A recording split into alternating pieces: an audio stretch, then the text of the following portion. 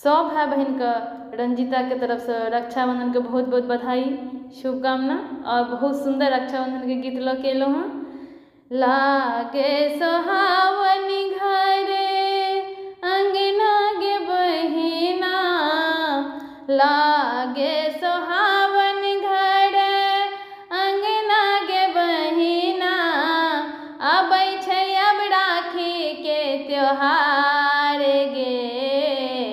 हंसत खेलत खुश रही हैं गे बहिना, हंसत खेलत खुश रही हैं गे बहिना, बिसरिहें ने भैया के प्यार गे।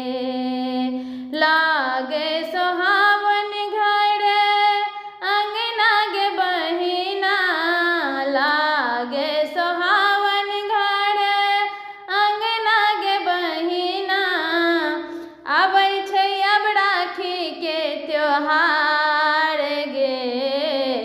हंसत खेलत खुश रही हैं गे बहिना, हंसत खेलत खुश रही हैं गे बहिना, बिसरिहें ने भैया के प्यार गे।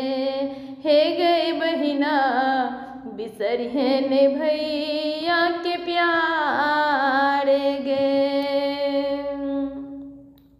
घर के तू लक्ष्मी बेटी माँ के दुलारी, घर के तू लक्ष्मी बेटी माँ के दुलारी, चांद सन सुंदर बहिना लागै छै प्यारी, चांद सन सुंदर बहिना लागै छै तू प्यारी। घर के तू लक्ष्मी बेटी माँ के दुलारी, स्वर्ग लगैए घर अंगना गे बहिना, भरल पुरल परिवार गे।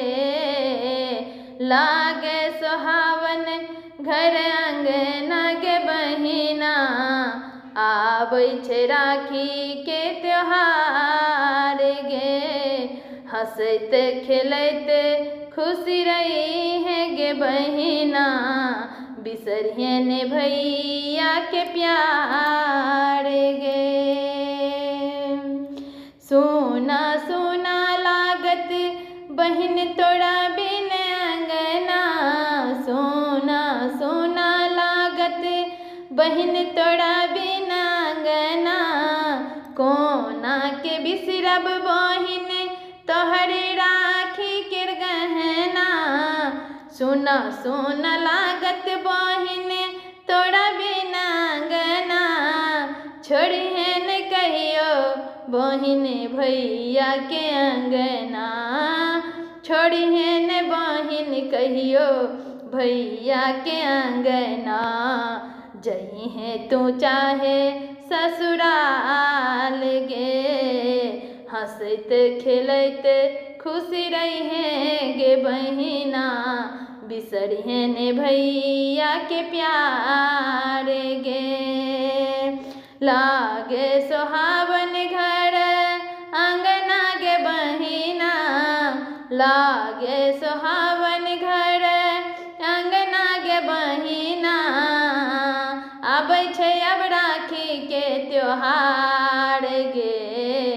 हंसत खेलत खुश रहिहें गे बहिना, बिसरिहें ने भैया के प्यार गे। हे गे बहिना बिसरिहें ने भैया के प्यार